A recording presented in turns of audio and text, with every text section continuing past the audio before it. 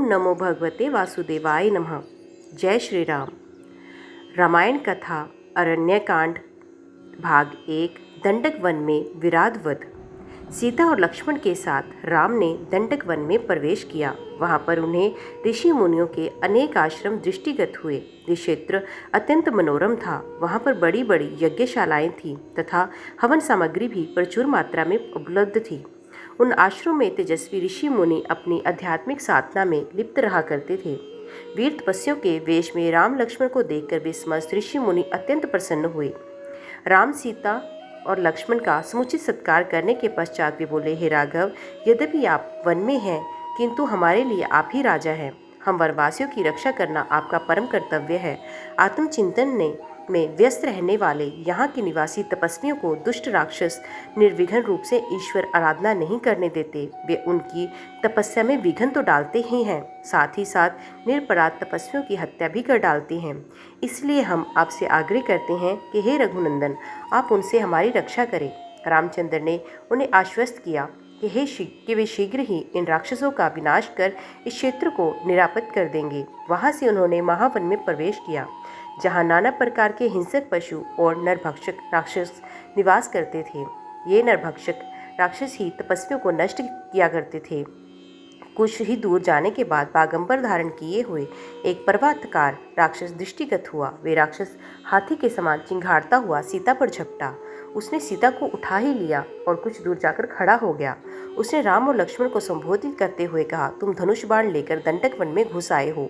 ऐसा प्रतीत होता है कि तुम्हारी मृत्यु निकट आ गई है। तुम दोनों कौन हो?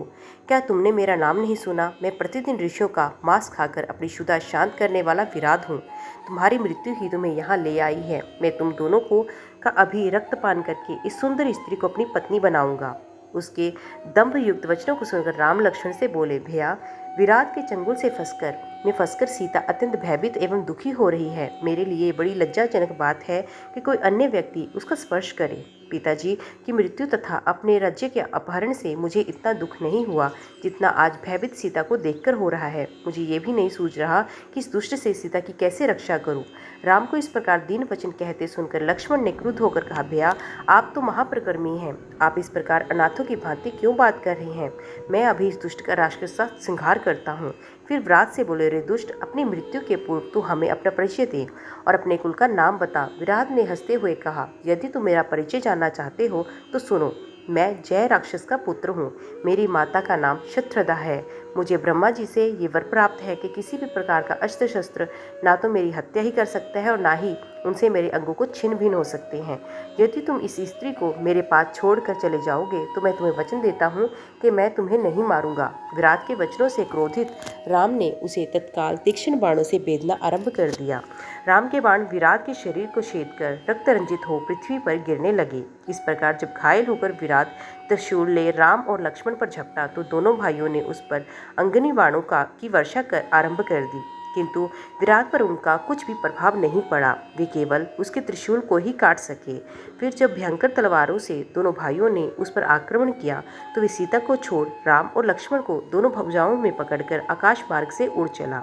राम ने लक्ष्मण से कहा, भाई, हमें जिस ओर ये राक्षस ले जा रहा है, बिना विरोध के हमें उधर ही ले चले जाना चाहिए। यही हमारे लिए उचित है। विराट द्वारा राम लक्ष्मण को ले जाते देख सीता विलाप करके कहने लगी, हे राक्षस राज, इन दोनों भाइयों को छोड़ दो। मैं तुमसे प्रार्थना करती हूँ। सीता के आत्मनद करने पर क्रोधित होकर दोनों भाइयों ने विराट की एक एक बाह मरोड़कर तोड़ डाली। वे मूर्छित होकर पृथ्वी पर गिर पड़ा। लक्ष्मण उसे सचेत कर के बार बार उठाकर पटकने लगा। वे घायल होकर चित्कार करने लगा। तभी राम बोले, लक्ष्मण, वरदान के कारण ये दुष्ट मर नहीं सकता, इसलिए यही उचित है कि हमें भूमि में गड्ढा खोदकर इसे बहुत गहराई में गाड़ देना चाहिए। लक्ष्मण गड्ढा खोदने लगा और राम विरोध की गर्दन पर पैर रखकर खड़े हो गए। तब विराट बोला, प्रभु, वास्तव में मैं तुम्बरु नाम गंधर्व हूँ। कुबेर ने मुझे राक्षस होने का शाप दिया। मैं शाप के कारण राक्षस हो गया था। आज आपकी कृपा से मुझे उस शाप से मुक्ति मिल रही है।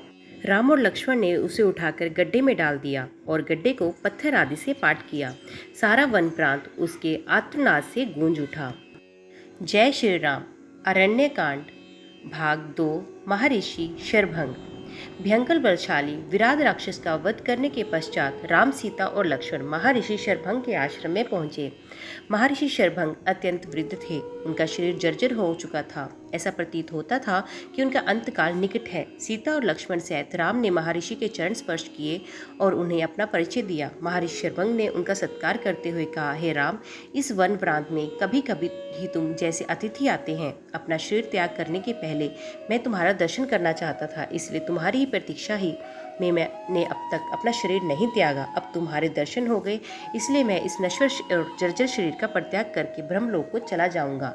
मैं शरीर त्याग करने के बाद तुम इस वन में निवास करने वाले महामुनि सुतीक्षण के पास चले जाना, वे ही तुम्हारा कल्याण करेंगे। इतना कहकर महर्षि ने विधिवत अग्नि की स्थापना करके उसे प्रज्वलित किया और घी की आहुति देकर मंत्रोपचार करते हुए स्वयं अपने शरीर को अग्नि को समर्पित करके ब्रह्मलोक को गमन किया। महामुनि शरभंग के ब्रह्मलोक गमन करने के पश्चात आश्रम की निकटवर्ती कुटियाओं में से निवास करने वाले ऋषि मुनि ने वहां आकर रामचंद्र से प्रार्थना की, हे राघव, क्षत्रिय नरेश होने के नाते हम लोगों की रक्षा करना आपका कर्तव्य है।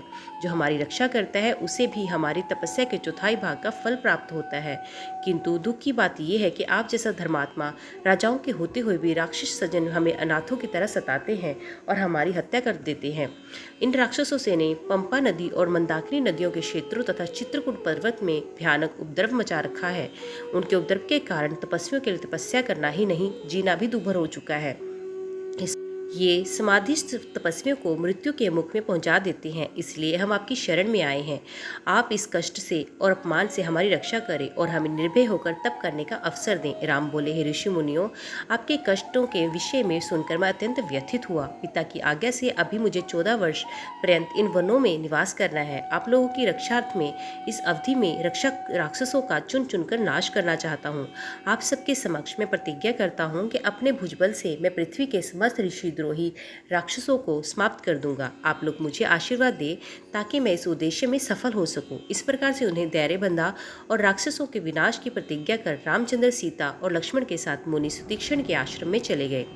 उन्होंने अत्यंत वृद्ध महात्मा सुतीक्षण के चरण स्पर्श किए और उन्हें अपना परिचय दिया। राम का परिचय पाकर महर्षि अत्यंत प्रसन्न हुए। उन्होंने तीनों को समुचित आसन दिया, उनका कुशल क्षेम पूछा तथा फल आदि से उनका सत्कार किया। वार्तालाप करते करते सूर्यास्त की बेला पहुंची। तब उन सबने एक साथ बैठकर संध्या उपासना की और रात्रि विश्राम भी उनके आश्रम में ही किया। प्रातःकाल राम बोले, हे मुनिवर, हमारे हृदय में दंडक वन में निवास करने वाले ऋषि मुनियों के दर्शन करने की उत्कृष्ट अभिलाषा है। हमने सुना है कि यहाँ ऐसे अनेक ऋषि मुनि हैं जो सहस्रों वर्षों से केवल फलाहार करके तपस्या करते हुए सिद्धि की प्राप्त कर चुके हैं। ऐसे महात्माओं के दर्शनों में से जन्म जन्मांतर के पाप नष्ट हो जाते हैं। इसलिए आप हमें जाने की आज्ञा दीजिए। महर्षि सुतीक्षण ने आशीर्वाद देकर प्रेम पूर्वक उन्हें विदा करते हुए कहा, हे राम, तुम्हारा मार्ग मंगलमय हो। वास्तव में यहाँ के तपस्वी असीम ज्ञान और भक्ति के भंडार हैं। तुम अवश्य उनके दर्शन करो। इस वन का वातावरण भी तुम्हारे सर्वथा अनुकूल है। इसमें तुम लोग भ्रमण करके अपने वनवास काल का सार्थक करो। ओम नमो भगवते वासुदेवाय नमः। जय श्री राम। तो दोस्तों, आज की वीडियो में बस इतना ही। उम्मीद करती हूँ वीडियो आपको पसंद आई होगी। वीडियो पसंद आई हो तो वीडियो को लाइक और चैनल को सब्सक्राइब ज़रूर कीजिएगा। तो मिलते हैं अगले अध्याय के साथ।